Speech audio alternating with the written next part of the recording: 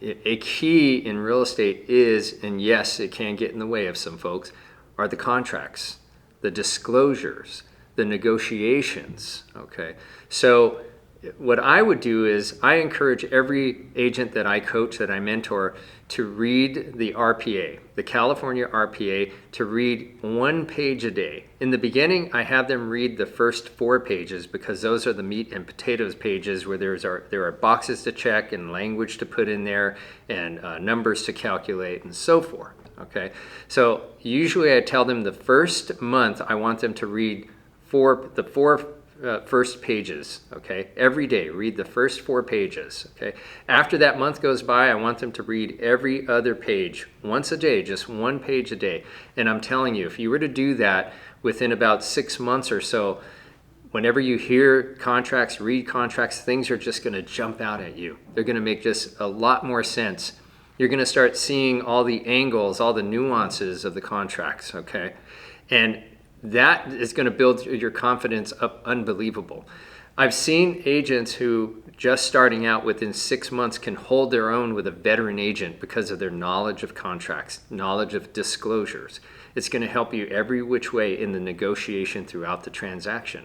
Let's say you're on the buyer side and you filled out a really strong buyer protecting RPA in there that has certain triggers in there and maintain your contingencies for a certain length of time, then you're going to be in a position to keep your buyer's protections in place, which is going to bring you confidence. It's going to give them more time to make decisions, important decisions. Let's say they had a kind of a rough and tumble inspection and there are things that might be wrong with the house. Or let's say they're having a bump in the road on their loan, but you've bought them that extra time because you really bogged down, learned that contract, and understood how to maintain those protections for your client.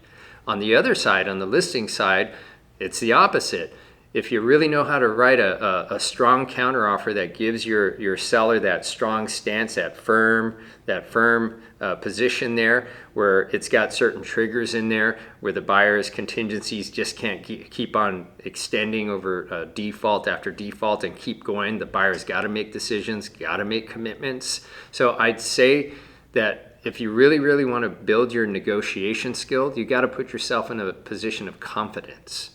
And one of the ways that you can make yourself ultimately more confident is knowledge of the contract, knowledge of the disclosures, the ins and outs, how they work, the loopholes, all those angles and nuances there.